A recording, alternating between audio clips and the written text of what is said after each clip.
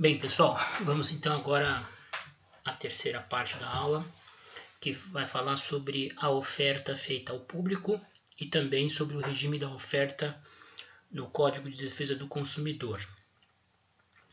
Bem, a oferta feita ao público, ou proposta feita ao público, como queiram, encontra-se regulamentada pelo artigo 429 do Código Civil.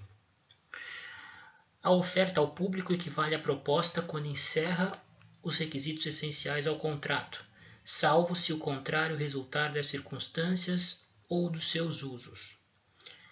Parágrafo único. Pode revogar-se a oferta pela mesma via de sua divulgação, desde que ressalvada esta faculdade na oferta realizada. Bom, a oferta feita ao público tem como principal diferença entre a proposta ou oferta dirigida a pessoa determinada o fato dos destinatários dela serem pessoas completamente indeterminadas, né? O próprio nome diz, a proposta ou oferta é feita ao público de maneira geral, a toda aquela pessoa que se deparar com o seu anúncio. Mais comumente, nós vemos as ofertas feitas ao público nas relações de consumo, mas também em relações puramente civis, não de forma tão comum, a gente as encontra. Por exemplo, eu faço um anúncio no jornal, o jornal agora é quase que inexistente mais, né? Jornal de papel. Mas num desses sites classificados pela internet, OLX, Mercado Livre, vendendo um carro da minha propriedade. Essa é uma oferta dirigida ao público, né? Eu posso colocar, eventualmente, um prazo para que eventuais interessados se manifestem. Então, eu anuncio lá o meu carro, com foto, toda a qualificação técnica dele e estabeleço um prazo de até 10 dias de validade dessa oferta. Fim do prazo, se ninguém aparecer aceitando pagar o que eu havia proposto, a proposta deixa de se tornar obrigatória. Agora, é possível que essa proposta feita ao público não tenha prazo para aceitação. Aliás, é o que mais comumente acontece. Eu coloco o anúncio lá de venda do meu carro ou de um eletrodoméstico qualquer, com um preço que corresponde à minha pretensão, e ela fica publicada ali no site por um tempo indeterminado até aparecer um interessado em adquirir o bem, o carro ou o eletrodoméstico. Bem, enfim, se não há prazo, essa proposta terá de ser cumprida por quem a veiculou. A única possibilidade dela ser revogada pelo próprio proponente é a inserção de uma observação, de um registro, no sentido de que ela é revogável. Vejam o que diz o parágrafo único do artigo 429. Pode revogar-se a oferta pela mesma via de sua divulgação, desde que ressalvada essa faculdade na oferta realizada. Ou seja, eu preciso ter alguma advertência na oferta feita ao público, no sentido de que ela é revogável pelo proponente, né? Se ela for feita sem prazo, ela pode ser revogada apenas se existir essa cláusula explícita permitindo a revogação. E a revogação tem que se dar através do mesmo meio de publicação. Ou seja, se a oferta foi feita através de anúncio num site determinado, tem que haver um novo anúncio em que o ofertante adverte aos potenciais interessados de que a proposta foi retirada e que ele não está mais não está mais obrigado a cumprir aquilo que havia prometido. Tá certo? Bom, eu disse que comumente esse tipo de oferta feita ao público aparece nas relações de consumo, né? Você vai a um supermercado, você vai a um shopping center, você vai a uma feira livre e ali você vai se deparar com inúmeros anúncios ofertando produtos e eventualmente até serviços, por exemplo, uma lavanderia que estabelece lá o preço da lavagem de uma camisa, de uma calça, de um terno, de uma colcha, enfim. Esses são típicas ofertas direcionadas ao público, a pessoas indeterminadas. Né? Ao publicá-las, o ofertante não sabe quem irá procurá-lo a fim de negociar, a fim de contratar. Bom, as ofertas feitas ao público em relações de consumo, aplica-se o disposto no CDC.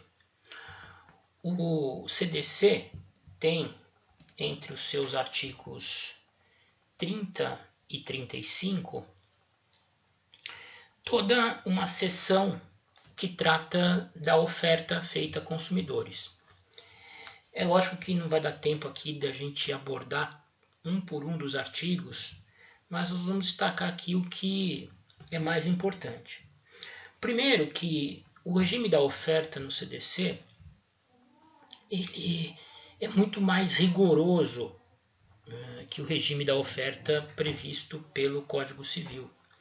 O artigo 30 do CDC já começa dizendo que toda informação ou publicidade suficientemente precisa veiculada por qualquer forma ou meio de comunicação com relação a produtos e serviços oferecidos ou apresentados obriga o fornecedor que a fizer veicular ou dela se utilizar integra o contrato que vier a ser celebrado.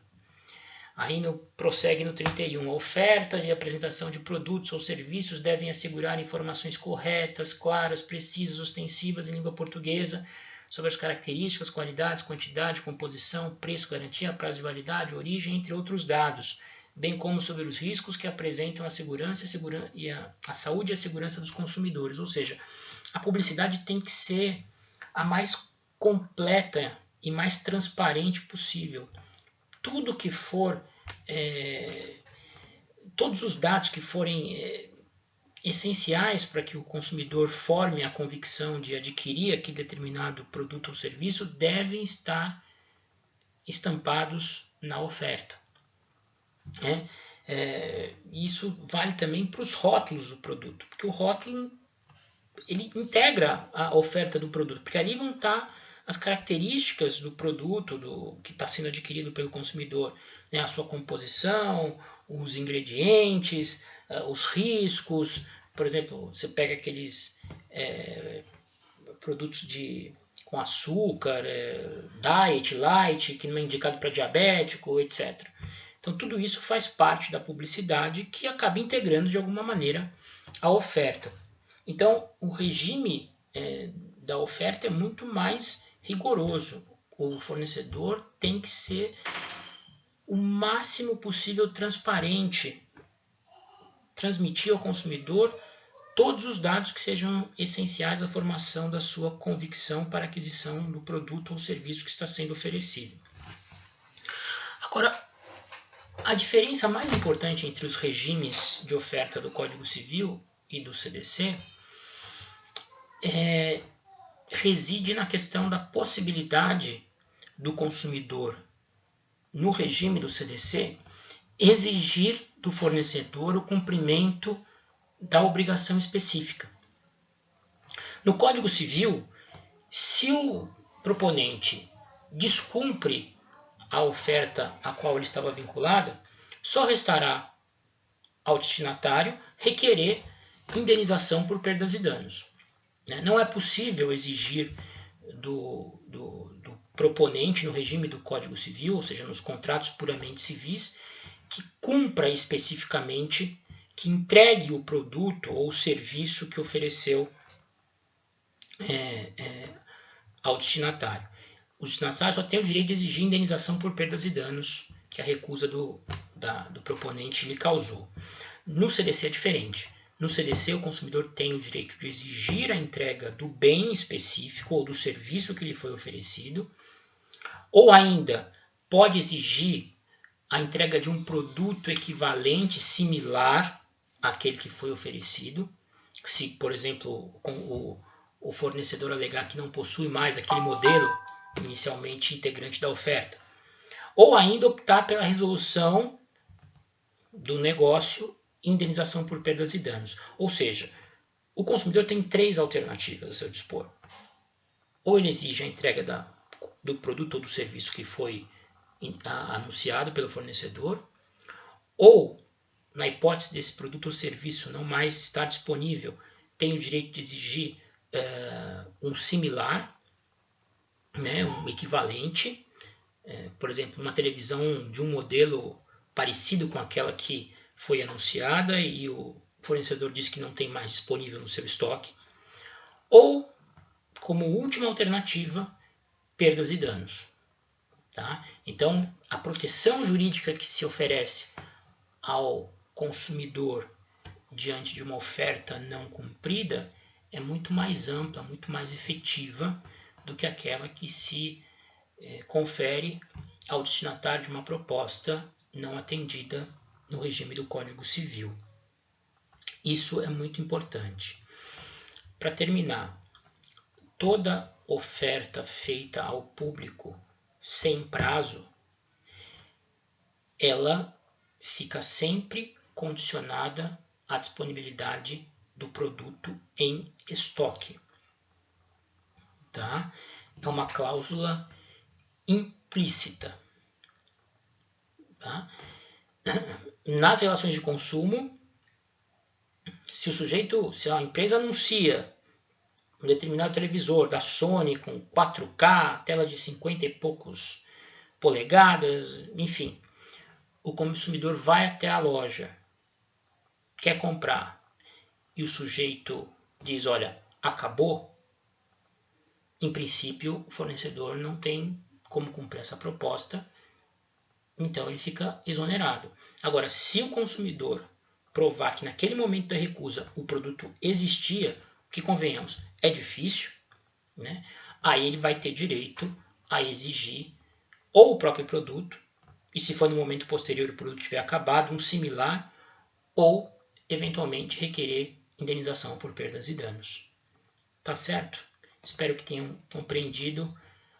No próximo vídeo a gente vai falar sobre a aceitação. Um abraço.